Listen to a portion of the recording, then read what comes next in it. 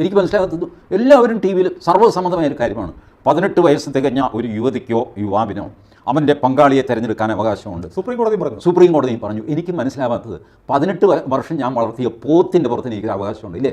അത് മോഹൻദാസിൻ്റെ പോത്താണെന്ന് പറയും. 18 വർഷം ഞാൻ വളർത്തിയ ഒരു തേക്ക്, ഒരു ആഞ്ഞിലി, അതിൻ്റെ പുറത്ത് എനിക്കൊരു അവകാശമുണ്ട്.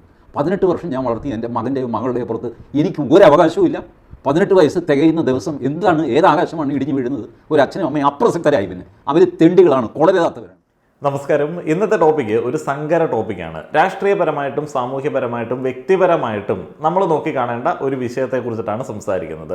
സാമൂഹ്യപരമായിട്ടും രാഷ്ട്രീയപരമായിട്ടും വ്യക്തിപരമായിട്ടും നിങ്ങളെ സ്വാധീനിക്കാൻ കഴിവുള്ളത് എന്തിനാണ്? അത് വളരെ സിമ്പിളായിട്ട് പറയുകയാണെന്നുണ്ടെങ്കിൽ മതത്തിനാണ്. മതത്തിന് ഈ പറയുന്ന എല്ലാ കാര്യങ്ങളിലും ഒരു ഇൻവോൾവ്മെൻ്റ് ഉണ്ട്. കാര്യമായിട്ട് തന്നെ അത് ആളുകളിൽ ഒരു നിയന്ത്രണം നേടിയെടുക്കുന്നുണ്ട്. അതുകൊണ്ട് തന്നെ നമ്മൾ പൊളിറ്റിക്കൽ ഇസ്ലാമിനെതിരായിട്ടും ഹിന്ദുത്വക്കെതിരായിട്ടും ഒക്കെ സംസാരിക്കാറുണ്ട്. ഇനിയിപ്പോൾ ക്രിസ്തംഗികൾക്ക് കാസ റിലേറ്റഡ് ആയിട്ടുള്ള അവരുടെ ഐഡിയോളജികൾക്ക് പറ്റുന്ന എന്തെങ്കിലും ഒരു പൊളിറ്റിക്കൽ പാർട്ടി വരികയാണ്, അതിൻ്റെ ഒരു ഇൻവോൾവ്മെൻറ്റ് വരികയാണെന്നുണ്ടെങ്കിൽ അതിനെ നമ്മൾ കൂടുതലായിട്ട് പേടിക്കേണ്ടി വരും. ഒരിക്കലും ഒരു ചെറുപ്പക്കാരൻ, ഇപ്പോൾ അദ്ദേഹത്തെ കാണാനില്ല, ആൽബിസ്യൻ മുരിങ്ങയിൽ അങ്ങനെ ഉണ്ടായിരുന്നു അദ്ദേഹത്തിൻ്റെ പേര്, പാലക്കാരനോ ഈരാറ്റുപേട്ടക്കാരനോ ഒക്കെയാണ്. അദ്ദേഹം ക്രിസ്ത്യൻ ലീഗ് എന്ന് പറയുന്ന ഒരു പാർട്ടി തുടങ്ങുകയാണെന്നൊക്കെയുള്ള ഒരു അനൗൺസ്മെൻറ്റ് നടത്തി. പിന്നീട് അദ്ദേഹത്തെ കാണാനായിട്ട് ഇത്തരത്തിലുള്ള ആഗ്രഹങ്ങളും ആശകളും ഒക്കെ ഇവിടെയുള്ള ആളുകളിൽ സ്വാഭാവികമാണ്. കാരണം വളരെ ചെറിയൊരു മൈനോറിറ്റി മാത്രമാണ് ഏതെങ്കിലുമൊക്കെ വിശ്വാസമില്ലാത്ത ആളുകൾ. ബാക്കി ഭൂരിപക്ഷം ആളുകളും ദൈവവിശ്വാസികളാണ്. അവരെല്ലാം അവരുടെ മതം, അവരുടെ വിശ്വാസം എന്നിവയിൽ ഇങ്ങനെ ഊന്നി നിൽക്കുന്ന ആൾക്കാരാണ്. അതുകൊണ്ട് തന്നെ അവരുടെ മതത്തിന്റെ, വിശ്വാസത്തിന്റെ പാർട്ടിസിപ്പേഷൻ പൊളിറ്റിക്കലായിട്ടുള്ള മൂവ്മെന്റുകളിൽ വരുന്ന സമയത്ത് അവരിൽ ഒരു കൂട്ടം ആളുകൾ ആ ഒരു സൈഡിൽ ചേർന്ന് നിൽക്കും. ആ ഒരു വിശ്വാസമുള്ള എല്ലാ ആളുകളും ഈ ഒരു മൂവ്മെന്റിലേക്ക് വരണം എന്നുള്ള ഒരു ആഗ്രഹമാണ് ഇതിന്റെ നേതൃത്വത്തിലുള്ള ആളുകൾ. അപ്പോൾ അങ്ങനെ വലിയ ശക്തമായിട്ടുള്ള ക്യാമ്പയിനുകൾ നടത്തി കഴിഞ്ഞാൽ ഏറ്റവും വലിയ ഭൂരിപക്ഷമായിട്ട് വരാൻ സാധ്യതയുള്ളത് ഹിന്ദുത്വ തന്നെയാണ്. ഇതിൽ ഹിന്ദുത്വ എന്ന് നമ്മൾ പറയുന്ന, അല്ലെങ്കിൽ BJP, സംഘപരിവാർ, അവരുടെയൊക്കെ ഏറ്റവും വലിയ ചലഞ്ച് എന്താണ്? വളരെ സിമ്പിളാണ്. എല്ലാ ഹിന്ദുക്കളും സംഘികളല്ല എന്നുള്ളതാണ് ഏറ്റവും വലിയ ചലഞ്ച്. അപ്പോൾ അവർക്ക് ഈ ബാക്കിയുള്ള ന്യൂനപക്ഷങ്ങൾ എന്ന് നമ്മൾ വിളിക്കപ്പെടുന്ന ആൾക്കാരുടെ ഒരു സപ്പോർട്ട് വേണ്ടി വരും. അപ്പോൾ ഇവരിങ്ങനെ രണ്ട് സൈഡിലേക്കും പ്രീണനവുമായിട്ട് പോകും. ആദ്യഘട്ടത്തിൽ ക്രിസ്ത്യൻ ഭൂരിപക്ഷത്തെ ചേർത്ത് നിർത്തണം എന്നുള്ള ആഗ്രഹമൊക്കെ കൊണ്ട് ലവ് ജിഹാദ് പോലെയുള്ള ചില കോൺസ്പിറസികളൊക്കെ അങ്ങ് അടിച്ചു വിട്ടു. ഇപ്പോഴത്തെ സാഹചര്യത്തിൽ ഒരു ക്രിസ്ത്യൻ യുവതിയെ ഒരു മുസ്ലിം യുവാവ് പ്രണയിക്കുകയാണ്, വിവാഹം കഴിക്കുകയാണ് എന്നുണ്ടെങ്കിൽ ഉറപ്പായും ഒരു വലിയ ഭൂരിപക്ഷം ആളുകൾ വന്ന് അവിടെ ലവ് ജിഹാദ് ആരോപിക്കും. ആ തരത്തിലേക്കുള്ള പ്രവർത്തനം, ആ തരത്തിലേക്കുള്ള ഒരു വിജയം അവരുടെ ആ ഒരു കോൺസ്പിറസി തിയറി കൊണ്ട് ഉണ്ടായിട്ടുണ്ട്. ഇതുള്ളതാണ്, ഇത് റിയൽ ആണ് എന്നൊക്കെ പറഞ്ഞ് ഒരു ക്രിസ്ത്യൻ യുവാവ് കഴിഞ്ഞ ദിവസം ഇതിൻ്റെ ഒരു ഡാറ്റ അയക്കുകയുണ്ടായി. മുസ്ലിം യുവാക്കൾ ക്രിസ്ത്യൻ യുവതികളെ പ്രണയിക്കുന്നു, വിവാഹം കഴിക്കുന്നു, ഞങ്ങൾക്ക് രൂപത തിരിച്ചിട്ടുള്ള, ഇടവക തിരിച്ചിട്ടുള്ള ഡാറ്റ ഉണ്ട് എന്നുള്ളത്. വളരെ സിമ്പിളാണ്. ഇപ്പോൾ ഏതൊരു മുസ്ലിം യുവാവും ഒരു ക്രിസ്ത്യൻ യുവതിയെ വിവാഹം കഴിച്ചു കഴിഞ്ഞാൽ ലവ് ജിഹാദാണ് അവർ അങ്ങ് ചിന്തിക്കുന്നത്. ഇതിനോടൊപ്പം ക്രിസ്ത്യൻ ഹെൽപ്പ് ലൈൻ എന്നൊക്കെ പറഞ്ഞിട്ട് ഒരു നമ്പർ, ഒരു വെബ്സൈറ്റ് ഒക്കെ തീവ്ര ക്രിസ്ത്യൻസിന്റെ ഗ്രൂപ്പിൽ നിന്നിട്ട് ആരംഭിക്കുകയും ചെയ്തു. അപ്പോൾ അത് ആരംഭിച്ച സമയത്ത് സംഘപരിവാർ നേതൃത്വത്തിൽ നിന്ന് നേരിട്ടാണ് എന്നുള്ളൊരു പ്രചാരണം എവിടെ നിന്നോ വരികയും പിന്നീടാണ് മനസ്സിലാവുന്നത് സംഘപരിവാർ അനുഭാവമുള്ള ഇസ്ലാമിക ഹെയ്റ്റ് ഉള്ള ഒരു കൂട്ടം പേടിയുള്ള തീവ്ര ക്രിസ്ത്യൻസിന്റെ ഐഡിയ ആയിരുന്നു ഈ ക്രിസ്ത്യൻ ഹെൽപ്പ് ലൈന്, അങ്ങനെയുള്ള ചില സംവിധാനങ്ങൾ. അത് കാര്യമായിട്ട് തന്നെ ഈ സംഘപരിവാറിന് വലിയ ചീത്തപ്പേരുണ്ടാക്കി. അതുകൊണ്ട് തന്നെ അവർ നൈസായിട്ട് ആ ഒരു പ്രവർത്തനങ്ങൾ അവിടെ നിർത്തി. കാരണം അത് തുടങ്ങി കൊടുത്തു, ബാക്കിയെല്ലാം മറ്റേ തീവ്ര ക്രിസ്ത്യൻസ് നോക്കിക്കോളും. അപ്പോൾ നൈസായിട്ട് ഇപ്പുറത്തെ സൈഡിലേക്ക് വരുന്നതാണ് നമുക്ക് കാണാൻ സാധിക്കുന്നത്. തീവ്ര മുസ്ലിം നിലപാടുകളുള്ള, കടുത്ത യാഥാസ്ഥിക മനോഭാവത്തിൽ കൂടെ മുന്നോട്ടേക്ക് പോകുന്ന, മത ആശയങ്ങൾ കൂടുതലായിട്ട് തന്നെ പ്രചരിപ്പിക്കുന്ന സംഘടനാ നേതൃത്വങ്ങളെ പ്രീണിപ്പിക്കുക എന്നുള്ളതാണ് ഇപ്പോഴുള്ള BJPയുടെ ഒരു അജണ്ട. അത് എത്രത്തോളം വിജയിക്കും എന്നുള്ളത് എനിക്കറിയില്ല. അതിൻ്റെ ചില ലക്ഷണങ്ങൾ വളരെ എവിഡൻ്റ് ആയിട്ട് നമുക്ക് കാണാനായിട്ട് സാധിക്കും. ഈ കഴിഞ്ഞ ദിവസം ദേവൻ BJPയുടെ ഒരു സ്ഥാനത്തേക്ക് വരുന്ന സമയത്ത് അദ്ദേഹം പറഞ്ഞ ആ ഒരു ടോക്കിലുണ്ട്, TG മോഹൻദാസിനെ പോലുള്ള ബുദ്ധിജീവികൾ ചില തീവ്ര ഇസ്ലാമിക നിലപാടുകളെ സപ്പോർട്ട് ചെയ്യുന്ന, ചില വാദങ്ങളെ സപ്പോർട്ട് ചെയ്യുന്ന ചില രീതികളുണ്ട്. ഇത് ഞാനൊരു ആമുഖം എന്നുള്ള രീതിയിൽ പറഞ്ഞാണ്. മതം, ഈ പൊളിറ്റിക്കലായിട്ടുള്ള ഹിന്ദുത്വ, അതേപോലെ തന്നെ പൊളിറ്റിക്കൽ ഇസ്ലാം, ഇങ്ങനെയുള്ള കാര്യങ്ങൾ വരുന്ന സമയത്ത് അവർക്ക് ആളെ കൂട്ടാനായിട്ടും അല്ലെങ്കിൽ അവരുടെ ഒരു ആശയങ്ങൾ മുന്നോട്ടേക്ക് പ്രചരിപ്പിക്കാനായിട്ടും എന്താണ് വഴി? വളരെ സിമ്പിളായിട്ടുള്ള ഒരു വഴി തന്നെയുള്ളൂ. സദാചാരം, ധാർമ്മികത, അതിൻ്റെ വിശകലനങ്ങൾ, അത് ഇല്ലാത്തവരാണ് ബാക്കിയുള്ള ആളുകൾ എന്ന് പറഞ്ഞ് പേടിപ്പിക്കുക. നിങ്ങളുടെ കുടുംബങ്ങൾ തകരുമെന്ന് പറഞ്ഞു കഴിഞ്ഞാൽ കുടുംബ ബന്ധങ്ങളാണ് മതത്തിൻ്റെ ഒരു അടിസ്ഥാനം, മതത്തിൻ്റെ ലക്ഷ്യം കുടുംബ ബന്ധങ്ങളുടെ ഒരു സംഭവമാണ് എന്നൊക്കെ പറഞ്ഞു കഴിഞ്ഞാൽ ഒരു വലിയ കൂട്ടം ആളുകൾ അതിനോട് അങ്ങോട്ട് ചേർന്ന് നിൽക്കും.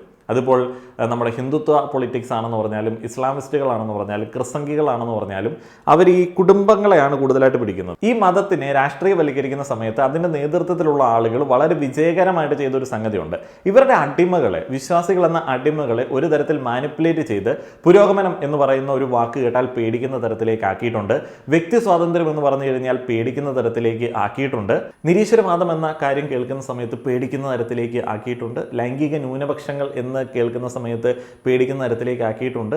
അതേപോലെ ലൈംഗിക ന്യൂനപക്ഷങ്ങൾ എന്നൊക്കെ പറയുന്ന സമയത്ത് ലൈംഗിക ബന്ധം എന്ന് പറയുന്ന ഒരു കണ്ണിൽ കൂടെ നോക്കുക, ആ ഒരു രീതിയിൽ അവരുടെ ബന്ധപ്പെടലിനെ കുറിച്ചിട്ട് മാത്രം ചിന്തിക്കണം എന്നുള്ളത് പറഞ്ഞ് കൊടുക്കാനായിട്ടുള്ള രീതിയിലേക്ക്, അല്ലെങ്കിൽ ആ രീതിയിൽ നോക്കിക്കാണാനായിട്ട് ഇവർ പഠിപ്പിച്ചിട്ടുണ്ട്. അതുകൊണ്ട് തന്നെ മുഴുവൻ ഈ സദാചാരവുമായിട്ടൊക്കെ മിക്സ് ചെയ്ത് പേടിച്ച് ഇങ്ങനെ അരണ്ടു പോകുന്ന ഒരു കൂട്ടം അടിമകളെ വളരെ ഈസി ആയിട്ട് ഈ ഒരു മതത്തിൽ പിടിച്ച് തളച്ചിടാം. ഇനി ഡയറക്റ്റ് ടോപ്പിക്കിലേക്ക് വന്നു കഴിഞ്ഞാൽ, നാസർ ഫൈസി കൂടത്തായി സമസ്തയുടെ മെയിനായിട്ടുള്ള ഒരു ചങ്ങായിയാണ്. അയാൾ കഴിഞ്ഞ ദിവസം പറഞ്ഞത് DYFI SFI ആളുകൾ മിശ്ര വിവാഹങ്ങളെ പ്രോത്സാഹിപ്പിക്കുന്നു, അവരുടെ ഒരു അജണ്ടയാണ് എന്നുള്ളതാണ് അദ്ദേഹം പറഞ്ഞത്.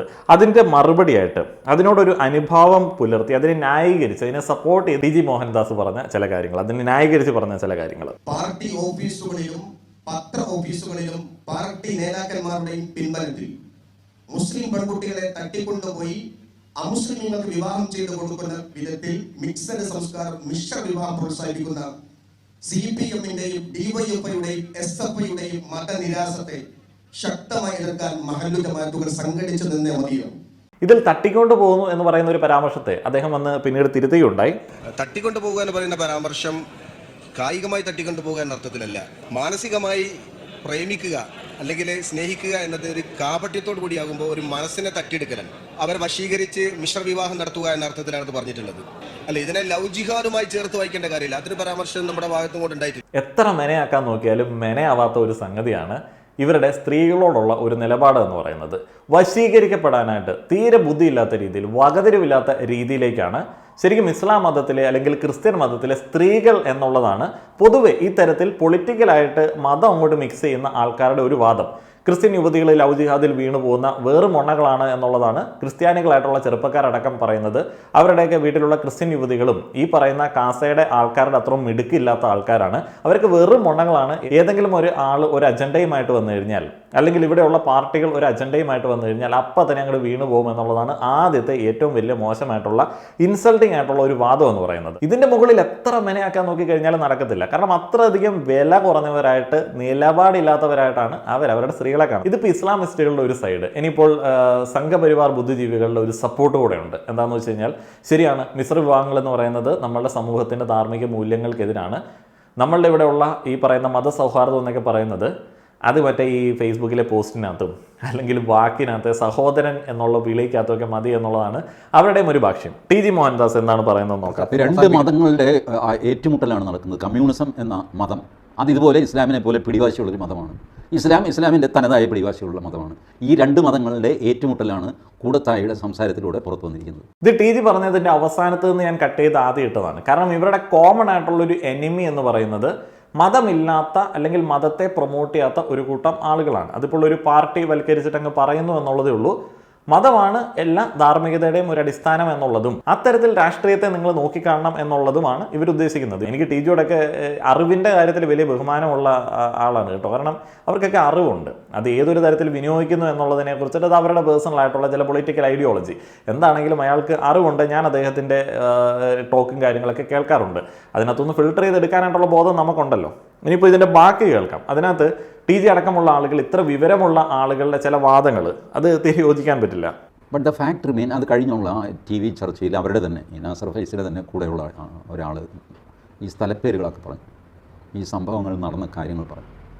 DYFI SFI അതിൽ പ്രതിക്കൂട്ടിലാണ്. ഇവർ ചെയ്ത കൃത്യങ്ങളുണ്ട്. DYFI മുൻകൈയെടുത്ത് നടത്തിയ ഇതുപോലത്തെ കല്യാണങ്ങളുണ്ട്. SFI മുൻകൈയെടുത്ത് നടത്തിയ കല്യാണങ്ങളുണ്ട്. SFI ഈ കോളേജുകൾ നടത്തുന്ന ഗുൽമൊഹർ ക്യാമ്പയിൻ ഉണ്ട്. ലവ് ജിഹാദ് ഉണ്ടോ? ഉണ്ട്. ഡാറ്റയുണ്ട്. ആര് പറയുന്നു? ക്രിസ്ത്യനികളായിട്ടുള്ള ആളുകൾ പറയുന്നു. അവർ പറയുന്നു ക്രിസ്ത്യാനികളായിട്ടുള്ള പെൺകുട്ടികളെ ഒരു പ്ലാൻ വെച്ച് വശീകരിച്ച് മുസ്ലിങ്ങളായിട്ടുള്ള ചെറുപ്പക്കാർ കൊണ്ടുപോകുന്നു. അതിന് അവരുടെ ഡാറ്റ ഉണ്ട്. ഏത് മുസ്ലിം യുവാവും ക്രിസ്ത്യൻ യുവതിയും കൂടെ വിവാഹം കഴിച്ചു കഴിഞ്ഞാൽ അത് ലവ് ജിഹാദാണ്. അതിൻ്റെ ഡാറ്റയാണ് അവരുടെ ഉള്ളത്. സംഘികൾ സപ്പോർട്ട് ചെയ്യുന്നു. TG മോഹൻദാസ് സപ്പോർട്ട് ചെയ്യുന്നുണ്ടോ എന്നുള്ളത് എനിക്കറിയില്ല. ഏതായാലും ഇപ്പുറത്തും ഒരു ഡാറ്റ ഉണ്ട്. അമുസ്ലിങ്ങളായിട്ടുള്ള ആളുകൾ മുസ്ലിങ്ങളായിട്ടുള്ള പെൺകുട്ടികളെ വിവാഹം കഴിക്കുന്നു. അതിന് SFI DYFIയുടെ സപ്പോർട്ടുണ്ട്. അതിൻ്റെ ഡാറ്റ അവരുടെ ഉണ്ട് എന്ന് പറയുന്നു. സംഘി നേതൃത്വം അല്ലെങ്കിൽ ഇത്തരത്തിലുള്ള വലത് ബുദ്ധിജീവികൾ അതിനെ സപ്പോർട്ട് ചെയ്യുന്നു. ഓക്കെ, ആ ഡാറ്റയെ നമ്മൾ സപ്പോർട്ട് ചെയ്യുന്നു. ഇവർ നേരത്തെ ക്രിസ്ത്യൻ ന്യൂനപക്ഷത്തിൻ്റെ കൂടെയാണ് നിന്നത്. ഇപ്പോൾ ഇവരിപ്പോൾ രണ്ട് തലക്കിൽ നിന്നിട്ടുള്ള ഒരു സപ്പോർട്ട് കൊടുപ്പുണ്ട്. പക്ഷേ ഒരിക്കലും ഈ അബ്രഹാമിക് റിലീജിയൻസിനെ രണ്ടിനും കൂടെ ചേർത്ത് നിർത്തിയിട്ട് BJPക്ക് ഒരു ലാഭം ഉണ്ടാവില്ല എന്നുള്ളത് ഏറ്റവും സിമ്പിളായിട്ടുള്ള ഒരു സംഗതിയാണ്. കാരണം അവർ ചേരില്ല. ഈ ക്രിസംഖികളുടെ അടിസ്ഥാനം തന്നെ മുസ്ലിം ഹെയ്റ്റ് ആണ്. അത് BJPക്ക് അല്ലെങ്കിൽ സംഘപരിവാറിന് ഒരു മുസ്ലിം വിരോധമുണ്ട് എന്നുള്ള ഒരു ചിന്ത അവരിൽ പല ആളുകൾക്കും ഉള്ളതുകൊണ്ടും അവിടെ ഒരിക്കലും ഈസി ടാസ്ക് അല്ല പരസ്പര ധാരണയോടെ രണ്ട് സൈഡിൽ സപ്പോർട്ട് ചെയ്തിട്ട് മുന്നോട്ടേക്ക് പോവുക, അതിൻ്റെ ചില രാഷ്ട്രീയ ലാഭങ്ങൾ നേടുക എന്നുള്ളത്. ബാക്കി പറയാം. ഇത് പൊളിറ്റിക്കലായിട്ടല്ല ഞാൻ ഇതിനെ നോക്കിക്കാണാനായിട്ട് മെയിനായിട്ട് ഉദ്ദേശിക്കുന്നത്. ഇതിനകത്ത് TG പറയുന്ന വേറെ ചില കാര്യങ്ങളുണ്ട്. ഈ ഗുൽമോഹർ ക്യാമ്പയിൻ ഇവരുടെയൊക്കെ നെഞ്ചിൽ തറയ്ക്കുന്നുണ്ട്. ഈ അരാജകത്വം ഞാൻ എടുത്തു പറയാം. SN കോളേജിൽ സദാചാരം പടിക്ക് പുറത്ത് എന്നൊരു ബാനർ എഴുതി വെച്ചു SFI. ആ ബാനർ എന്നെ പോലെയുള്ള പാവങ്ങൾ അത് മോശമാണെന്ന് പറഞ്ഞുകൊണ്ടിരുന്നു. ആരും അത് അഴിച്ചു കളയാനോ പിടിക്കാനോ ഒന്നും പോയില്ല. പക്ഷേ അത് ഇസ്ലാമിസ്റ്റുകളുടെ നെഞ്ചത്തും കൊള്ളുന്നുണ്ട്. കാരണം ഈ പറഞ്ഞ പോലെ ഇസ്ലാമിസ്റ്റുകളെ ഞാൻ എതിർക്കാറൊക്കെയുണ്ട്. പക്ഷേ അവരുന്നയിക്കുന്ന ചില പോയിൻ്റ് ശരിയാണെങ്കിൽ അത് ശരിയെന്ന് പറയണ്ടേ. അവരും ഈ കാര്യം ശ്രദ്ധിക്കുന്നുണ്ട്. ഈ പുതിയ തലമുറ എങ്ങോട്ടാണ് പോകുന്നത്, കേരളവർമ്മ കോളേജിലെ ചിത്രങ്ങൾ എന്താണ് സൂചിപ്പിക്കുന്നത്. നഗ്നയായ സരസ്വതി ദേവിയുടെ ചിത്രം SFI വരച്ചു വയ്ക്കുന്നു. ഒരു യഥാർത്ഥ മുസ്ലിമിന് തോന്നും ഇന്ന് സരസ്വതിയെ വരച്ചു, നാളെ മുഹമ്മദ് ആയിരിക്കും. ഇത് തോന്നും. കോളേജുകളിൽ കാര്യമായിട്ട് തന്നെ അഭിപ്രായ സ്വാതന്ത്ര്യം, വ്യക്തി സ്വാതന്ത്ര്യം എന്നീ കാര്യങ്ങളെ അധികരിച്ചിട്ടുള്ള ക്യാമ്പയിനുകൾ, ആവിഷ്കാര സ്വാതന്ത്ര്യത്തെക്കുറിച്ചിട്ടുള്ള ക്യാമ്പയിനുകളൊക്കെ നടക്കാറുണ്ട്. അപ്പോൾ എന്നെ പോലുള്ള പാവം എന്ന് പറയുന്ന പാവം ആരാണ്? നമുക്കറിയാമല്ലോ അയാൾ ആരാണ് എന്നുള്ളത് നമുക്കറിയാം. അങ്ങനെ വ്യക്തികളായാൽ, വ്യക്തിത്വമുണ്ടായാൽ, ഓരോ ആളുകളുടെ ഭൗതിക നിലവാരം അവർ ആർജിച്ചെടുത്തു കഴിഞ്ഞാൽ നമുക്കതിനകത്ത് കുറേയധികം പ്രശ്നങ്ങളുണ്ട്. ഈ ഒരു ചിന്തയാണ് പറയാതെങ്കിലും ഉള്ളിലുള്ളത് എന്നുള്ളത് സാധൂകരിക്കുന്ന ചില സ്റ്റേറ്റ്മെൻറ്റുകൾ പിന്നീടുണ്ട്. കാരണം ഇവർ കയറി വരികയാണ്. ഇവർ മതേതരത്വം പറയുകയും വേണ്ടാതെ മതത്തിലേക്ക് കടന്നു കയറുകയും ചെയ്യും. ഈ കടന്നുകയറ്റം ഇസ്ലാമിലേക്ക് വരുമെന്ന് ഇസ്ലാമിന് നന്നായിട്ടറിയാം. അതിനെ പ്രതിരോധം തീർക്കാനും ഒരു തയ്യാറാണ്. അപ്പോൾ ഇത് പ്രതിരോധിക്കേണ്ട സമയമായി എന്ന് തോന്നിയിട്ട് മനഃപൂർവ്വമാണ് നാസർ ഫൈസി കൂടത്തായി ഈ കുഴിബോംബ് വെച്ചത്. അത് പൊട്ടുകയും ചെയ്തു. SFI DYFI അനക്കമുണ്ടെന്ന് നോക്കിയാൽ അത് പറയരുതായിരുന്നു, അത് പിൻവലിക്കുന്നതാണ് നല്ലത്, പിൻവലിക്കുമെന്ന് ഞങ്ങൾ പ്രത്യാശിക്കുന്നു എന്നൊക്കെ പറഞ്ഞ് കരയുകയാണ് ഈ ചെറ്റകൾ. കൂട്ടുകൂടേണ്ട ആൾക്കാർ ശ്രദ്ധിച്ചോ, ഇപ്പം തന്നെ നിങ്ങളുടെ പെണ്ണുങ്ങളെ തട്ടിക്കൊണ്ടുപോയി അവർ വേറെ കല്യാണം കഴിപ്പിക്കുകയാണ്. ഇനി കൂടണമെങ്കിൽ കൂടിക്കോ, എനിക്കൊന്നും പറയാനില്ല. ഇതാണ് നാസർ ഫൈസി കൂടത്തായുടെ മെസ്സേജ്. കടുത്ത വിരോധമാണ്, അത് കുഴപ്പമൊന്നുമില്ല. ഇവിടെയുള്ള ആളുകളോട് അല്ലെങ്കിൽ പാർട്ടികളോടൊക്കെ വിരോധം തോന്നാനായിട്ടുള്ള കാരണങ്ങളൊക്കെ എല്ലാ മനുഷ്യർക്കും ഉണ്ടാകും. കാരണം അമ്മാതിരി തെറിവിളിയാണല്ലോ ഏതെങ്കിലും വിരുദ്ധ അഭിപ്രായം പറയുന്ന ആൾക്കാർ. അപ്പോൾ അതിൻ്റെ എക്സ്പീരിയൻസിൽ നിന്നൊക്കെ അദ്ദേഹം അങ്ങനെ വിളിച്ചതായിരിക്കും. എന്താണെങ്കിലും ഈ ചെറ്റകൾ എന്ന് വിളിക്കുന്നത് പൊളിറ്റിക്കലി റോങ് ആണ് എന്നൊക്കെ ചില ആളുകൾ പറയാറുണ്ട്. അത് ചില ആളുകൾക്ക് വേണ്ടി ചില ആൾക്കാർ റിസർവ് ചെയ്ത് വെച്ചിരിക്കുന്നതാണ്. കാരണം അത് ചെറിയ വീടിനെയാണ് അങ്ങനെ പറയുന്നത് എന്നുള്ളത്. ഞാൻ ചെറിയ വീട് കണ്ടിട്ട് ചെറ്റ എന്ന് വിളിക്കാറില്ല. ഞാൻ എല്ലാ വീടിനും വീട് എന്ന് വിളിക്കാറുള്ളൂ. അതുകൊണ്ട് ഞാൻ ആ ഒരു നെയിം അങ്ങോട്ട് റിസർവ് ചെയ്യണമെന്ന് പറയുന്ന വാദത്തോട് യോജിക്കുന്നില്ല. അപ്പോൾ അത് അദ്ദേഹം പറഞ്ഞ് എന്ത് ആയിക്കോട്ടെ. അപ്പോൾ അത് അദ്ദേഹത്തിൻ്റെ ഒരു രീതി. സരസ്വതി ദേവിയുടെ നഗ്നചിത്രം വരച്ചു വെച്ചു. നാളെ ഇസ്ലാമിലേക്കും അങ്ങനെ കടന്നു കയറാനായിട്ടുള്ള സാധ്യതയുണ്ട്. ഗുൽമോഹർ ക്യാമ്പയിനുകളെ നമ്മൾ പേടിക്കണം. ഗുൽമോഹർ ക്യാമ്പയിൻ എന്താണ് എന്നുള്ളത് എനിക്കറിയില്ല. വ്യക്തി സ്വാതന്ത്ര്യത്തിൽ ഊന്നിയുള്ള ഏത് തരത്തിലുള്ള പ്രൊട്ടസ്റ്റ് കണ്ടാലും അതിൽ ഈ ജെൻഡർ എന്താ പറയുന്ന ന്യൂട്രാലിറ്റി, ജെൻഡർ ഇക്വാലിറ്റി എന്നീ കാര്യങ്ങൾ ഉയർത്തിപ്പിടിക്കുന്നത് കണ്ടാലും അതിനെ എന്നാ പറയുന്നത് അമിത പുരോഗമനം, ധാർമ്മിക മൂല്യങ്ങൾക്കെതിരെ എന്ന് വ്യാഖ്യാനിക്കാനായിട്ടാണ് തീവ്ര മതവാദികൾക്ക് ഇഷ്ടം. അപ്പോൾ ആ ഒരു മതവാദികളുടെ ചില ആഖ്യാനം മാത്രമാണ് ഇത്. അപ്പം ഇതിനകത്തും ഇവർ പറയുന്നത് പുതിയ തലമുറ മൊണ്ണകൾ, പുതിയ തലമുറ ചിന്താശേഷി ഇല്ലാത്തവർ, ഞങ്ങൾ മിടുക്കർ എന്ന് പറയുന്ന ആ ഒരു പക്വതയില്ലാത്ത ജരാനരകൾ ബാധിച്ച ചിന്തയിൽ തോന്നുന്ന ചില സംഗതികളാണ്. ഇവിടെ വേറൊരു വലിയ ചോദ്യമുണ്ട്. സരസ്വതി ദേവിയെ തുണി ഉടുപ്പിച്ചത് ആരാണ്? ഏതോ ഒരു ചിത്രകാരൻ്റെ ഭാവനയിൽ ആ ഒരു കാലത്തെ ഒരു വസ്ത്രം തോന്നിയ സമയത്ത് അവൻ്റെ മൈൻഡിൽ വന്ന ഒരു ദേവിയും അദ്ദേഹത്തിൻ്റെ തുണിയൊക്കെയാണ് നമ്മളിപ്പോൾ കാണുന്നത്. അപ്പം അതിനകത്ത് മനുഷ്യൻ എന്നുള്ള രീതിയിൽ മനുഷ്യനെ വരയ്ക്കാൻ പറഞ്ഞു കഴിഞ്ഞാൽ, പച്ചയായിട്ടുള്ളൊരു മനുഷ്യനെ വരയ്ക്കാൻ പറഞ്ഞു കഴിഞ്ഞാൽ നമ്മളുടെ മൈൻഡിൽ വരേണ്ടത് തുണി കൊടുത്തിട്ടുള്ള ഒരു രൂപമാണ് എന്ന് നിർബന്ധം പിടിക്കേണ്ട ആവശ്യമൊന്നുമില്ല. അതൊക്കെ നമ്മളുടെ ഇന്നത്തെ കാലത്ത്, അത് ആവിഷ്കാരത്തിൻ്റെ കാര്യത്തിലാണ് പറയുന്നത്, അതൊക്കെ നമ്മൾ പിന്നീട് ആർജിച്ചെടുത്ത നമ്മുടെ ഒരു ഡെക്കറത്തിൻ്റെ ഭാഗമായിട്ടുള്ള ചില സദാചാര ചിന്തകളൊക്കെയാണ്. ആവിഷ്കാരം വരയ്ക്കുന്നവന് അതിനുള്ള സ്വാതന്ത്ര്യമുണ്ട്.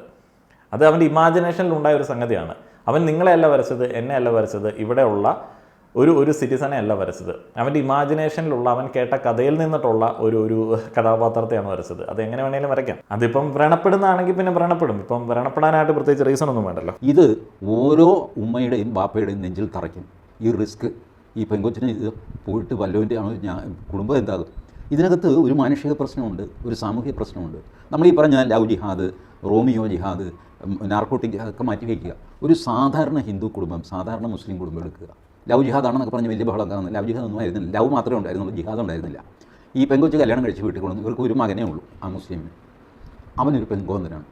ഈ പെണ്ണ് വരുന്നത് ഇവളാണ് ഭരണം വീട്ടിൽ. അവൾ സ്വിഗ്ഗി സൊമാറ്റോ ഒക്കെ ഓർഡർ ചെയ്യുന്നു, അവർ ഫസ്റ്റ് ഫ്ലോറിൽ നിന്ന് കഴിക്കുന്നു.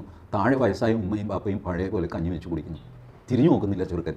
എന്ത് ചെയ്യും? അപ്പോൾ ഈ സാധാരണ മുസ്ലിം ഉണ്ടല്ല, അവർ ഈ ലവും ജിഹാദും മണാങ്കട്ടെ ഒന്നുമില്ല, അവർ എന്തെങ്കിലുമൊക്കെ ചെയ്ത് ജീവിതം മുന്നോട്ട് കൊണ്ടുപോകുന്നവർ.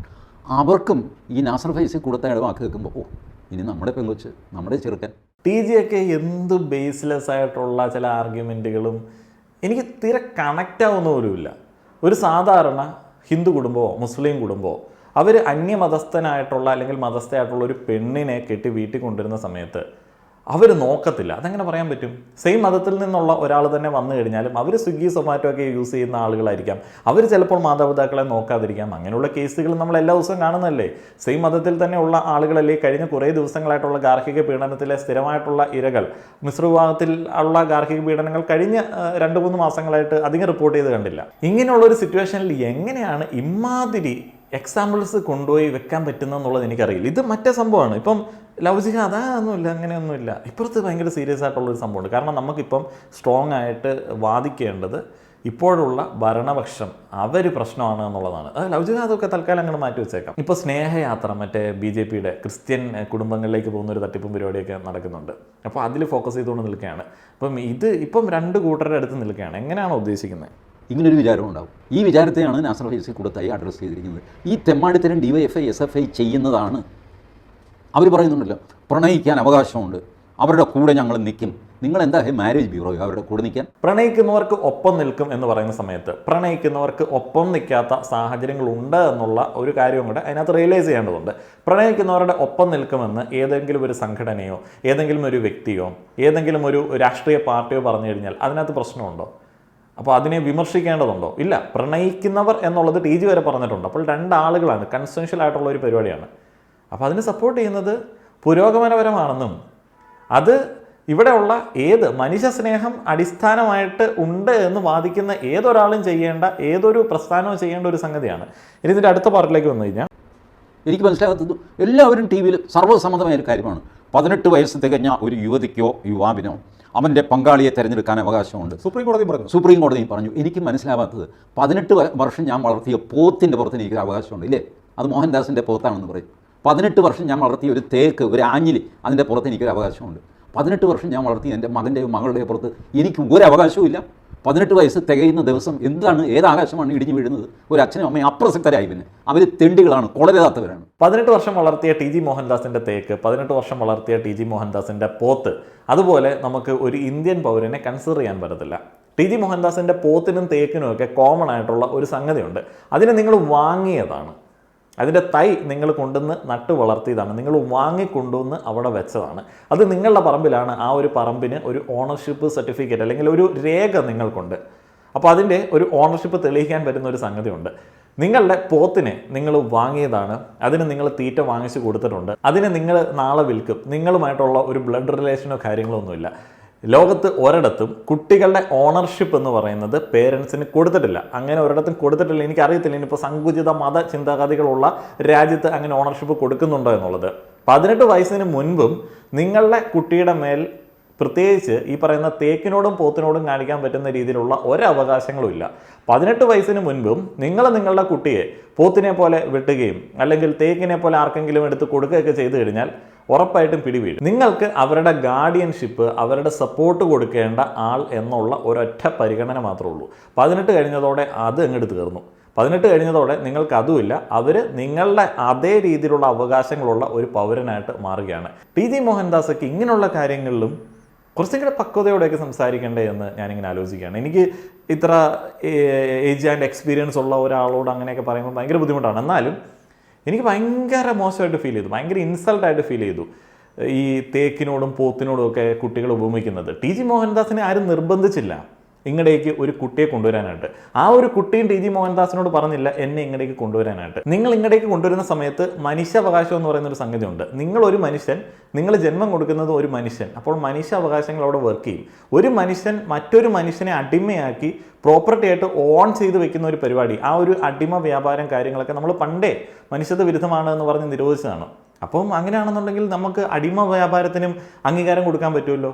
നിങ്ങൾക്ക് ഓണർഷിപ്പ് നിങ്ങളാണ് എടുക്കുന്നതെന്നുണ്ടെങ്കിൽ ബാലവേല ചെയ്യിപ്പിക്കാൻ പറ്റുമല്ലോ, ബാലപീഡനങ്ങൾ നിങ്ങൾക്ക് നടത്താൻ പറ്റുമല്ലോ. നിങ്ങളുടെ പോത്തിനെ പോലെയും തേക്കിനെ പോലെയും കാണുകയാണെന്നുണ്ടെങ്കിൽ അങ്ങനെ പോത്തിനെ പോലെയും തേക്കിനെ പോലെയും ആളുകൾ കാണുന്ന ഒരു നടപടി ഒഴിവാക്കാൻ വേണ്ടിയാണ് നമ്മൾ ഈ പറയുന്ന ഓണർഷിപ്പ് എന്ന് പറയുന്ന ഒരു പരിപാടി ഒരു പേരൻറ്റിന് കൊടുക്കാത്തത്. നിങ്ങൾ ഗാർഡിയനാണ്, നിങ്ങൾ സപ്പോർട്ട് ചെയ്യണം 18 വയസ്സ് വരെ. ഇനി ബാക്കി അദ്ദേഹത്തിൻ്റെ ആദികൾ എന്താണെന്നുള്ളത് നോക്കാം.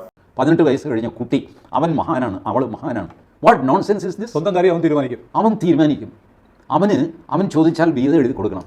അവന് PSC ടെസ്റ്റ് എഴുതി 37 ഇപ്പോൾ ലിമിറ്റ്. PSC 37 വയസ്സ് വരെ ആ മകനും ചെലവിന് കൊടുക്കണം ഈ അച്ഛൻ. പക്ഷേ അവനൊരു പെണ്ണിനെ സെലക്ട് ചെയ്യുമ്പോൾ അച്ഛനൊരു റോളും ഇല്ല. സുപ്രീം കോടതി പറയുന്നു യു ആർ നത്തിങ്, ഇറങ്ങി പോടാന്ന് പറയുന്നു. അവൻ മാത്രമല്ല അവൾക്കും. ഞാൻ പറയുന്നത് ഈ സമൂഹത്തിൽ അച്ഛനമ്മമാർക്ക് എന്തെങ്കിലും വിലയുണ്ടോ? അമ്മാവിന് വിലയുണ്ടോ? അമ്മായിക്ക് വിലയുണ്ടോ? ചിറ്റപ്പന് വിലയുണ്ടോ? ഈ വിലയില്ല എന്ന് പറയുന്നത് എന്തുകൊണ്ടാണ്? എൻ്റെ മകൻ അവൻ വളർന്നു വരുമ്പോൾ അവനിൽ ഹോർമോണൽ ചേഞ്ചസ് ഉണ്ടാകുന്നുണ്ട്. അതെനിക്കും അവൻ്റെ അമ്മയ്ക്കും മനസ്സിലാകുന്നുണ്ട്. പക്ഷേ അവൻ്റെ അമ്മയിലോ എന്നിലോ ഹോർമോണൽ ചേഞ്ചസ് വരുന്നില്ല. കാലം മാറുന്നത് സാക്ഷിയെ പോലെ ഞങ്ങൾ നോക്കി നിൽക്കുന്നു. മകൻ വളരുന്നു, മകൾ വളരുന്നു. നമ്മുടെ മോള് വലുതായി കേട്ടോ എന്ന് ഒരു ഭാര്യ ഭർത്താവിനോട് രഹസ്യമായിട്ട് പറയുന്നു. അവൾക്ക് വേണ്ടി എന്തെങ്കിലുമൊക്കെ കരുതണം. ഇതൊന്നും തന്നെ സുപ്രീം കോടതിക്കും ഭരണഘടനയ്ക്കും വിഷയമല്ല. TG മോഹൻദാസിന് ഇത് അറിയാഞ്ഞിട്ടൊന്നുമല്ല. TG മോഹൻദാസിന് പ്രേക്ഷകരെ നന്നായിട്ട് അറിയാം. അപ്പോൾ അദ്ദേഹത്തിൻ്റെ പ്രേക്ഷകരുടെ ഭൗതിക നിലവാരം അദ്ദേഹത്തിന് നന്നായിട്ട് അറിയാം. അവരെ മാനിപ്പുലേറ്റ് ചെയ്യാൻ വേണ്ടിയുള്ള ചീപ്പ് നമ്പർ മാത്രമാണിത്. അല്ലാതെ ഇയാൾക്ക് ബുദ്ധിയില്ല എന്നുള്ളത് ഞാനൊരിക്കലും വിശ്വസിക്കില്ല. അപ്പോൾ TG പറയുന്നത് അച്ഛനും അമ്മയ്ക്കും ഇവിടെ ഒരു വിലയില്ല. എന്തു വിലയാണ് ഇവിടെ ഉള്ളത്? അച്ഛനും അമ്മയ്ക്കും ഉള്ള വിലയാണോ നിങ്ങൾക്ക് വേണ്ടത്? പൗരൻ എന്നുള്ള ഒരു വിലയാണോ വേണ്ടത്? ഈ അച്ഛൻ, അമ്മ, മകൻ, മകൾ എന്നൊക്കെ പറയുന്ന റോളുകളാണ്. നമുക്കൊരിക്കലും നമ്മളുടെ അടിസ്ഥാനപരമായിട്ടുള്ള ഒരു ഭരണഘടനയിലോ നിയമ സംവിധാനത്തിലോ അച്ഛൻ ഇന്ന അവകാശങ്ങൾ, അമ്മയ്ക്ക് ഇന്ന അവകാശങ്ങൾ എന്നൊന്നും വിപുലമായിട്ട് അങ്ങോട്ട് എഴുതി വയ്ക്കാൻ പറ്റില്ല. അപ്പോൾ ഇവിടെ നിങ്ങൾക്ക് പൗരാവകാശങ്ങളുണ്ട്. അതിൽ തന്നെ ഈ അച്ഛനും അമ്മയ്ക്കും പ്രത്യേക ഒരു സംരക്ഷണമുണ്ട്. അച്ഛനും അമ്മയ്ക്കും ചെലവിന് കൊടുക്കണം, മക്കൾ നോക്കണമെന്നും കണ്ടൊക്കെ ഇപ്പോൾ എഴുതി ചേർത്തിട്ടുണ്ട്. അതുകൊണ്ട് തന്നെ മക്കളുടെ ഉത്തരവാദിത്തമാണ് പ്രായമായിട്ടുള്ള അച്ഛനെ അമ്മയെ നോക്കുക എന്ന് പറയുന്നത്. 18 വയസ്സ് കഴിഞ്ഞാൽ നിങ്ങൾ നിങ്ങളുടെ മക്കൾക്ക് ചെലവിന് കൊടുത്തില്ലെങ്കിലും പ്രത്യേകിച്ചൊന്നും പറയാനായിട്ടൊന്നുമില്ല. അത് ആൺകുട്ടിയൊക്കെ ആണെന്നുണ്ടെങ്കിൽ ആരും ചോദിക്കാനായിട്ടും പറയാനായിട്ടും ഒന്നുമില്ല. അപ്പോൾ 18 വയസ്സ് കഴിഞ്ഞാൽ ഇവിടെ തൊഴിലെടുക്കാനായിട്ടുള്ള സാഹചര്യം ഒരു പൗരൻ ഉണ്ടാവുന്നുണ്ട്. അവനെ ഇറക്കി വിട്ടാലും അവൻ ആ ഒരു തൊഴിലെടുത്ത് ജീവിക്കാൻ പറ്റും. അതേപോലെ TG ഒക്കെ മനസ്സിലാക്കേണ്ട ഒരു സംഗതി, ഈ 18 വയസ്സിന് മുൻപ് അച്ഛനും അമ്മയൊക്കെ മരിച്ച് 18 വയസ്സിന് ശേഷം അച്ഛനും അമ്മ ഇല്ലാതെ തന്നെ കഷ്ടപ്പെട്ട് വലിയ നിലകളിലെത്തുന്ന ഇഷ്ടം പോലെ ആൾക്കാരുണ്ട്. നിങ്ങൾ എന്തിനാണ് ഇങ്ങനെ വില കുറച്ച രീതിയിൽ സ്വന്തം മക്കളെയും ബാക്കിയുള്ള ആൾക്കാരെയും കാണുന്നത്? നിങ്ങളുടെ മക്കളൊക്കെ വെറും മുണ്ണകളാണോ? എനിക്കറിയത്തില്ല. ഒരു കഴിവുമില്ലാത്ത 18 വയസ്സ് കഴിഞ്ഞ് ഇറക്കി വിട്ട് കഴിഞ്ഞാൽ ഒന്നും ചെയ്യാൻ പറ്റാതെ പട്ടിണി കിടന്ന് നരകിച്ച് ചാവുന്ന ഒരു കഴിവില്ലാത്ത ആൾക്കാരെയാണോ 18 വർഷത്തെ ജീവിതം കൊണ്ട് അല്ലെങ്കിൽ ട്രെയിനിങ് കൊണ്ട് നമ്മൾ ഉണ്ടാക്കിയെടുത്തത്? അതൊരു വലിയ പരാജയം തന്നെ. സമൂഹത്തിനും വിഷയമല്ല. കുറച്ച് പേര് കയറിയിട്ടങ്ങ് നിരത്തുകയാണ്. 18 വയസ്സായി കഴിഞ്ഞാൽ പിന്നെ അവരങ്ങ് തീരുമാനിച്ചോളൂ. 18ാമത്തെ വയസ്സിൽ ഈ ചെറുക്കനെ പുറത്തിറക്കി വിടട്ടെ. ഞാൻ ഒരു ജോലിയും കൂലിയും വേലയും ഇല്ലാത്ത ചെറുക്കനെ 18 വയസ്സായി നിന്റെ വീതം 5 സെൻറ്റ് പിടിച്ചോ ഇറങ്ങി പൊക്കോടാ എന്ന് ഞാൻ പറഞ്ഞാൽ സമ്മതിക്കുമോ? കോടതി സമ്മതിക്കുമായിരിക്കും, TV ചർച്ചക്കാരും സമ്മതിക്കും. കാരണം അവർക്ക് എൻ്റെ കുടുംബം മുടിഞ്ഞു പോകുന്നില്ല. അവർക്ക് ആര് ചെലവിന് കൊടുക്കും? ഈ പിള്ളേർക്ക് ഇവർ വളർന്ന് വലുതാകുന്നവർ ഇവർക്ക് വരുന്ന അസുഖങ്ങൾ, സംഗതിയും പ്രശ്നങ്ങളും മുഴുവൻ കൈകാര്യം ചെയ്യുന്നത് അച്ഛനും അമ്മയല്ലേ, അമ്മാവനല്ലേ, ചിറ്റപ്പനല്ലേ? എത്ര കുടുംബം നമ്മൾ ജീവിക്കുന്നത് ഒരു സമൂഹമായിട്ടാണ്. അവരുടെ അനുവാദമൊന്നുമില്ലാതെ ഇങ്ങടേക്ക് കൊണ്ടുവന്ന ആൾക്കാർക്ക് ബേസിക് ആയിട്ടുള്ള എഡ്യൂക്കേഷൻ, ബാക്കിയുള്ള കാര്യങ്ങളൊക്കെ അറേഞ്ച് ചെയ്ത് കൊടുക്കാനായിട്ടുള്ള ഒരു ഉത്തരവാദിത്വം നമുക്കുണ്ടാവും. ഉത്തരവാദിത്തമുള്ള ആൾക്കാരാണ് ഈ കുട്ടി ഉണ്ടാവുക എന്ന് പറയുന്ന ആ ഒരു കാര്യത്തിലേക്ക് കടക്കേണ്ടത്. അങ്ങനെ ബുദ്ധിമുട്ടുള്ള ആൾക്കാർ കടക്കേണ്ടതില്ല. 18 വയസ്സിൽ 5 സെൻറ്റ് സ്ഥലം കൊടുത്തു വിട്ടിട്ടുണ്ടത് കണ്ടമല്ല എന്നുണ്ടെങ്കിൽ അവന് ജീവിക്കാനായിട്ടുള്ള സാഹചര്യങ്ങൾ ഇവിടെ ഉണ്ട്. അവന് വിദ്യാഭ്യാസം നേടാനായിട്ടും ജോലി സമ്പാദിക്കാനായിട്ടുള്ള സാഹചര്യമൊക്കെ ഉണ്ട്. അവിടെ എന്തിനാണ് 18 വയസ്സ് കഴിഞ്ഞ ഒരാൾ അബലനാണ് അല്ലെങ്കിൽ അബലയാണ്, ഒരു കഴിവില്ലാത്ത ആൾക്കാരാണെന്ന് പറയുന്നത്? മനുഷ്യൻ വ്യക്തിയായിട്ടല്ല ജീവിക്കുന്നത്. കുറഞ്ഞ പക്ഷം ഭാരതത്തിലെങ്കിലും സമൂഹമായിട്ട് അതിൻ്റെ കെട്ടുപാടുകൾ, അതിൻ്റെതായ കുറച്ച് ചുമതലകളും ദുരിതങ്ങളും ഒക്കെ വരും. നമ്മുടെ അമ്മാവിന് സുഖമില്ല, നമ്മൾ ലീവ് എടുത്തിട്ട് 10 ദിവസം ആശുപത്രി നിൽക്കേണ്ടി വരും. അമ്മാവിനത് എനിക്ക് 18 വയസ്സ് തികഞ്ഞു, എനിക്കിനിപ്പോൾ ആരെയും മൈൻഡ് ചെയ്യേണ്ട കാര്യമില്ല. ഇങ്ങനെയാണ് ജീവിക്കാൻ തീരുമാനിച്ചിരിക്കുന്നതെങ്കിൽ നമ്മളുടെ രാഷ്ട്രത്തിൻ്റെ തന്നെ അടിസ്ഥാന ഘടകമായ കുടുംബം തകർന്നു പോകും, ശിഥിലമായി പോകും. ഇത് ചെയ്യുമെന്നുള്ള പേടി നാസർ ഫൈസി കൂടത്തായിക്കും ഉണ്ടാകും, എനിക്കും ഉണ്ടാകും, സുനിലിനും ഉണ്ടാകും. അതുകൊണ്ട് കൂടത്തായി പറഞ്ഞതിൽ ഞാൻ ഈ കാര്യത്തിൽ ഒരു കുറ്റം കാണുന്നില്ല. ഞാൻ കൂടത്തായിടുന്നും അയാളുടെ ഒരുപാട് കാര്യങ്ങളൊക്കെ വിയോജിപ്പൊക്കെ ഉണ്ട്. പക്ഷേ ഇവർ ചെയ്യുന്നുണ്ട്. അവരുടെ കയ്യിൽ ഡാറ്റ ഉണ്ട്, കൂടത്തായിയുടെ കയ്യിൽ. ആ സ്ഥലപ്പേരുകളൊന്നും അവർ പറഞ്ഞില്ലെന്നേ ഉള്ളൂ. അല്ല, DYFI SFI ഒക്കെ ഒരു മതേതര സമൂഹത്തിന് വേണ്ടി നിൽക്കുന്നവരാണ്. അപ്പം മിശ്ര വിവാഹങ്ങളെ അവർക്ക് പ്രോത്സാഹിപ്പിച്ചുകൂടെ? മിശ്ര വിവാഹങ്ങളെ പ്രോത്സാഹിപ്പിക്കണമെന്നൊന്നും എങ്ങും എഴുതിയിട്ടില്ല. ഇവിടെ നാസർ ഫൈസി കൂടത്തായും TG ഒക്കെ ആവശ്യപ്പെടുന്നത് നിയമം മൂലം റോളുകൾ വളരെ ഭംഗിയായിട്ട് കൈകാര്യം ചെയ്യണമെന്നുള്ളത് എവിടെയെങ്കിലും നിയമം മൂലം എഴുതി പിടിപ്പിക്കണം എന്ന് പറഞ്ഞാൽ, മകനായാൽ നീ ഇങ്ങനെ അമ്മാവനെ കൊണ്ട് ആശുപത്രിയിൽ പോകണം, അല്ലെങ്കിൽ ചിറ്റപ്പനെയും കൊണ്ട് വേറെ എവിടോട്ടെങ്കിലും പോകണം, ഇതൊക്കെ നിൻ്റെ കടമകളാണ്, ഇതൊക്കെ ചെയ്തില്ല എന്നുണ്ടെങ്കിൽ നമ്മുടെ നാട് നശിക്കും എന്ന് എവിടെയെങ്കിലും എഴുതി വെക്കണം എന്നുള്ളതാണ്. അങ്ങനെയല്ല. ഇതൊക്കെ ഒരു കുടുംബം എന്ന് പറയുന്നത് എങ്ങനെയാണ്? വളരെ സിമ്പിളായിട്ട് പണ്ടൊക്കെ എല്ലാവരും പറയും കുടുംബം ഇമ്പമുള്ളത് എന്ന് പറഞ്ഞു കഴിഞ്ഞാൽ, കുടുംബം എന്ന് പറയുന്നത് ഒരു ഫീലാണ്. ആ ഒരു ഫീൽ എന്ന് പറഞ്ഞു കഴിഞ്ഞാൽ ടി.ജി. മോഹൻദാസ് അച്ഛനാണ്, അച്ഛനോടുള്ളൊരു സ്നേഹം ഒരിക്കലും നിയമം മൂലം ഉണ്ടാക്കി എഴുതി വെക്കാൻ പറ്റത്തില്ല. ടി.ജിയെ കാണുമ്പോൾ മകനോ മകൾക്കോ അച്ഛനാണ് തോന്നണമെന്നുണ്ടെങ്കിൽ നിങ്ങൾ ആ ഒരു സ്നേഹമാണ് അവിടെ കൊടുക്കേണ്ടത്. അല്ലടാ ഇത് ഞാൻ അച്ഛനാണ്, എനിക്ക് ഇന്ന അവകാശങ്ങളുണ്ട്, എനിക്കിങ്ങനെ ഭരണഘടനയിൽ എഴുതി വെച്ചിട്ടുണ്ടെന്ന് പറഞ്ഞു കഴിഞ്ഞാൽ സ്നേഹം വരില്ല. അപ്പം ആ ഒരു സ്നേഹം, അച്ഛനെന്ന് പറയുന്ന ഒരു സ്നേഹം, കരുതൽ, വാത്സല്യം അങ്ങനെ കൊടുക്കുന്ന സമയത്തും, അമ്മ എന്ന് പറയുന്ന ആ ഒരു സംഭവം അങ്ങനെ കൊടുക്കുന്ന സമയത്തും, മകനും മകൾക്കും തിരിച്ച് അങ്ങടേക്ക് കൊടുക്കാൻ തോന്നുന്നതും ഒക്കെയാണ് ഈ കുടുംബം എന്ന് പറയുന്ന സെറ്റപ്പ്. ഇത് നിങ്ങൾ പറയുന്നത് പോലെ ഈ എഴുതി വെച്ച് ഇങ്ങനെ നിർബന്ധമായിട്ട് നീ നോക്കണം എന്ന് പറഞ്ഞ് തോക്ക് വേണ്ടി ജയിപ്പിക്കാൻ പറ്റുന്ന പരിപാടിയല്ല. അപ്പോൾ അതുകൊണ്ട് തന്നെ നിങ്ങളുടെ കുടുംബത്തിൻ്റെ ഒരു കെട്ടുറപ്പ് എങ്ങനെയുണ്ട്, നിങ്ങളുടെ ആ ഒരു റോളുകൾ നിങ്ങൾ കൈകാര്യം ചെയ്യുന്നത് എങ്ങനെയുണ്ട് എന്നൊക്കെ അടിസ്ഥാനപ്പെടുത്തിയിരിക്കും അവരുടെ വിവാഹം എന്ന് പറയുന്ന ഒരു കാര്യത്തിൽ നിങ്ങളെ ഉൾപ്പെടുത്തണോ വേണ്ടയോ എന്നുള്ള ചിന്തയൊക്കെ. നിങ്ങൾ അവരൊരു മനുഷ്യനായിട്ട് കൺസിഡർ ചെയ്തിട്ട് അവരുടെ താല്പര്യങ്ങൾക്കനുസരിച്ചിട്ട് അവർക്ക് ഗൈഡൻസ് കൊടുത്ത് എല്ലാ കാലത്തും എപ്പോഴും ഉണ്ട് എന്നുണ്ടെങ്കിൽ അവരുടെ വിവാഹത്തിൻ്റെ കാര്യത്തിലും നിങ്ങൾക്ക് ഒരു സ്ഥാനം ഉണ്ടായിരിക്കും. അല്ല, നിങ്ങൾ ഈ നിയമം മൂലം പിടിവാശികൾ കൊണ്ട് എഴുതി വെച്ചിട്ടുള്ള അവകാശങ്ങൾ പിടിച്ചു വാങ്ങുക, അങ്ങോട്ട് കൊടുക്കുക എന്നീ പറയുന്ന പരിപാടികളായിട്ട് മുന്നോട്ടേക്ക് പോയി കഴിഞ്ഞാൽ അവരുടെ ആ ഒരു താല്പര്യം, മനുഷ്യ വികാരം എന്നീ കാര്യങ്ങളെ ബാധിക്കുന്നതുകൊണ്ട് നിങ്ങൾ അതിൽ നിന്ന് മാറ്റി നിർത്തും. അതിനകത്ത് ഈ ഡിവൈഎഫ്ഐക്കാർക്കും അല്ലെങ്കിൽ പുരോഗമന പ്രസ്ഥാനങ്ങൾക്കും ചാനൽ ചർച്ചകൾക്കും ഒന്നും ചെയ്യാനായിട്ടില്ല. അത് ടി.ജി. മോഹൻദാസും ഭാര്യയും കൂടെ ആലോചിച്ച് കുടുംബത്തിൽ കൊണ്ടുവരേണ്ട, മക്കളുമായിട്ട് ഉണ്ടാക്കി വെക്കേണ്ട ചില സംഗതികളാണ്. ഇതിപ്പോൾ എൻ്റെ കാര്യത്തിലാണെങ്കിലും അവതാരകൻ്റെ കാര്യത്തിലാണെങ്കിലും നാസർ ഫൈസി കൂടത്തയുടെ കാര്യത്തിലാണെങ്കിലും നമ്മളുടെ കുടുംബത്തിൽ ഇപ്പോൾ ഏതെങ്കിലും ഒരു അജണ്ടയുടെ ഭാഗമായിട്ട് ഒരാൾ ഒരു ഡിസിഷൻ എടുക്കുന്നുണ്ട്, നമ്മൾക്കത് ബുദ്ധിമുട്ടുണ്ടാക്കുന്നുണ്ട് എന്നുണ്ടെങ്കിൽ നമ്മളുടെ ചില വ്യക്തിബന്ധങ്ങൾ വീക്കാണ് എന്നുള്ളതാണ് അതിൻ്റെ സംഭവം. എന്തുവാണോ മിശ്ര വിവാദർക്ക് ചില പ്രൊട്ടക്ഷൻ സർക്കാർ പ്രോത്സാഹിപ്പിക്കണോ വേണ്ടെന്ന് അവർ തീരുമാനിച്ചാൽ ഇതുപോലുള്ള പ്രത്യാഘാതങ്ങളും ഉണ്ടാകും. ഇതുപോലുള്ള പ്രത്യാഘാതങ്ങൾ മിശ്ര വിവാഹത്തെ പ്രോത്സാഹിപ്പിക്കുക എന്ന് പറഞ്ഞാൽ എന്താ നിങ്ങൾ ചെയ്യുന്നത്? എൻ്റെ മകനെ വിളിച്ചിട്ട് നീ ഒരു കാര്യം ചെയ്യും, മുസ്ലിം പെണ്ണിനെ പ്രേമിക്കുക, അത് കൊള്ളാം, കാണാൻ നല്ലതാണ്, നല്ല ചേലാണ്, ആ തട്ടമൊന്ന് മാറ്റിക്കഴിഞ്ഞാൽ ഇതാണോ മിശ്ര വിവാഹത്തെ പ്രോത്സാഹിപ്പിക്കുക? എന്ത് പോക്കത്തിലുമാണ് ഇതൊക്കെ? ഇതൊന്നും അനുവദിച്ചു കൊടുക്കാൻ പറ്റില്ല സമൂഹത്തിൽ. രണ്ടുപേര് കല്യാണം കഴിക്കാൻ ആഗ്രഹിക്കുന്നു, അവരെ ആരെങ്കിലും ഉപദ്രവിക്കുന്നു, പിടിക്കുന്നു, നിങ്ങൾ അവർക്കൊരു പ്രൊട്ടക്ഷൻ കൊടുക്കുക. പ്രണയിച്ച രണ്ട് പേര് കല്യാണം കഴിക്കാൻ നിങ്ങൾ എന്തെങ്കിലും സൗകര്യം ചെയ്ത് കൊടുക്കുന്നതിൽ വിരോധമില്ല. പക്ഷേ മിശ്ര വിവാഹം പ്രോത്സാഹിപ്പിക്കാൻ എന്നുള്ള പേരിൽ അരാജകത്വം ക്യാമ്പസിൽ കൊണ്ടുവന്നിട്ട് ഈ പിള്ളേരെ പല രീതിയിൽ പ്രലോഭിപ്പിച്ച് നീ അവളുമായിട്ട് ലൈനാകണം, എനിക്കൊരു ലൈനുണ്ട്, നിനക്കുണ്ടോ എന്നൊക്കെ ചോദിച്ചു. ഇതാണ് മിശ്ര വിവാഹത്തെ പ്രോത്സാഹിപ്പിക്കൽ. ഈ ഡാറ്റ നിങ്ങളിൽ ഉണ്ട് എന്നുണ്ടെങ്കിൽ അത് പുറത്തുവിടാൻ എന്തിനാണ് മടിക്കുന്നത്? ഇങ്ങനെ നിങ്ങളുടെ മകനോടോ അല്ലെങ്കിൽ ആരുടെയെങ്കിലും മകനോടോ പോയി ഇന്ന പെണ്ണിനെ തട്ടം മാറ്റിയ സൂപ്പറാണ് എന്ന് പറഞ്ഞ് പ്രേമിക്കാനായിട്ട് ഏതെങ്കിലും പാർട്ടി അണിയോ അല്ലെങ്കിൽ ഏതെങ്കിലും നേതാവോ ശുപാർശ ചെയ്തതിൻ്റെ രേഖ നിങ്ങളുടെ ഉണ്ട് എന്നുണ്ടെങ്കിൽ അന്തസ്സായിട്ട് എടുത്ത് പുറത്ത് കാണിക്കുക. ചുമ്മാ മണ്ടന്മാരെ മാനിപ്പുലേറ്റ് ചെയ്യുന്ന ഒരുമാതിരി വർത്തമാനം പറഞ്ഞുകൊണ്ട് എന്തൊരു വിഷം കലക്കലാണെന്നാണ് ഞാൻ ആലോചിക്കുന്നത്. ഇപ്പം ആർക്കും അങ്ങോട്ടും ഇങ്ങോട്ടും ഒന്നും പറ്റില്ല, പ്രണയിക്കാൻ പറ്റില്ല, ജാതി നോക്കണം, ജാതി ചോദിക്കണം, അല്ലെങ്കിൽ വല്ല ലവ് ജിഹാദിയോ അല്ലെങ്കിൽ മറ്റേ ഇവർ പറയുന്ന ഏതെങ്കിലും അജണ്ട അങ്ങനെയുള്ള സംഭവം ആയിപ്പോവും. ഇതൊരു തരം മാനിപ്പുലേഷനാണ്. ഈ തോട്ടിൽ നഞ്ച് കലക്കി മീൻ പിടിക്കും, അപ്പോൾ എല്ലാം കൂടെ ചത്തിങ്ങനെ പൊങ്ങുമല്ലേ, അപ്പോൾ അതിനെല്ലാം ഇങ്ങനെ വാരിയെടുക്കുന്ന ഒരു പരിപാടിയുണ്ട്. അപ്പോൾ അത്തരത്തിലുള്ള ഒരു പരിപാടിയാണ് ഈ വിഷം കലക്കൽ എന്ന് പറയുന്നത്. നിങ്ങൾ നിങ്ങളുടെ മതത്തിൻ്റെ രാഷ്ട്രീയ ചിന്താഗതിക്കൊപ്പം നിൽക്കൂ, എങ്കിൽ മാത്രമേ നിങ്ങൾക്ക് രക്ഷയുള്ളൂ. മതത്തിൻ്റെ അടിസ്ഥാനമില്ലാത്തതെല്ലാം അധാർമികമാണ് എന്ന് പറഞ്ഞു പരത്തുന്ന സംഘികളും ഇസ്ലാമിസ്റ്റുകളും ക്രിസ്സംഖികളുമാണ് ഇവിടുത്തെ ഏറ്റവും വലിയ വിഷം എന്ന് പറയുന്നത്. മനുഷ്യനിപ്പോൾ അങ്ങോട്ടും ഇങ്ങോട്ടും മോത്ത് വാങ്ങാൻ പറ്റില്ലല്ലോ. അതേപോലെ നമ്മളൊക്കെ ഇതിനെതിരായിട്ട് എന്തെങ്കിലും സംസാരിച്ച് കഴിഞ്ഞാൽ ഭ്രഷ്ട് കൽപ്പിക്കാൻ പറ്റുന്ന ചില ഓപ്ഷൻസ് പോലും ഇവരിൽ പല ആളുകളും ഇങ്ങനെ ആലോചിച്ചുകൊണ്ടിരിപ്പുണ്ട്.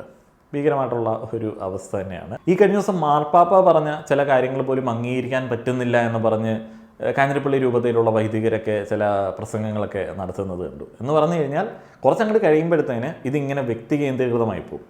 അപ്പോൾ പണ്ട് എഴുതി വെച്ചതൊക്കെ അങ്ങോട്ട് മറക്കും. കാരണം ഉദ്ദേശ ലക്ഷ്യങ്ങൾ മാറും. അതിനകത്ത് ഈ പറയുന്ന മതത്തിൽ എപ്പോഴും പറയുന്ന മനുഷ്യ സ്നേഹം, സഹോദര്യം ഒന്നും ഉണ്ടാവില്ല. കുറച്ച് കഴിയുമ്പോഴത്തേന് ഭീകരമായിട്ടുള്ള വേർതിരിവുകളും അങ്ങോട്ടും ഇങ്ങോട്ടുമുള്ള പോർവിളികളും ഒക്കെ ഉണ്ടാകത്തുള്ളൂ. ഇപ്പോൾ അതിൻ്റെ ഒരു തുടക്കമാണെന്ന് എനിക്ക് തോന്നുന്നു.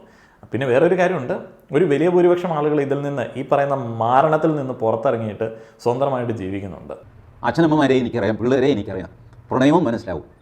പ്രണയിച്ച രണ്ട് പേര് കല്യാണം കഴിക്കാൻ നിങ്ങൾ എന്തെങ്കിലും സൗകര്യം ചെയ്ത് കൊടുക്കുന്നതിൽ വിരോധമില്ല. പക്ഷേ മിശ്ര വിവാഹം പ്രോത്സാഹിപ്പിക്കാൻ എന്നുള്ള പേരിൽ അരാജകത്വം ക്യാമ്പസിൽ കൊണ്ടുവന്നിട്ട് ഈ പിള്ളേരെ പല രീതിയിൽ പ്രലോഭിപ്പിച്ച് നീ അവളുമായിട്ട് ലൈനാകണം, എനിക്കൊരു ലൈനുണ്ട്, നിനക്കുണ്ടോ എന്നൊക്കെ ചോദിച്ചു. ഇതാണ് മിശ്ര വിവാഹത്തെ പ്രോത്സാഹിപ്പിക്കൽ. ഇതുപോലത്തെ അധാർമികതയെ വെച്ച് പൊറിപ്പിക്കാൻ പാടില്ല. എന്തുകൊണ്ടാണ് നമ്മുടെ ക്യാമ്പസുകൾ തകർന്നു പോയത്? എന്തുകൊണ്ടാണ്? ഈ അരാജകത്വം കൊണ്ടാണ്. ഇത് ചോദിക്കാനും പറയാനും ആരും ഇല്ല എന്ന് വിചാരിക്കുന്നു. ചോദിക്കാനും പറയാനും ഉള്ളവർ അപ്രസക്തരാണെന്ന് സുപ്രീം കോടതി വരെ വിധിക്കുന്നു.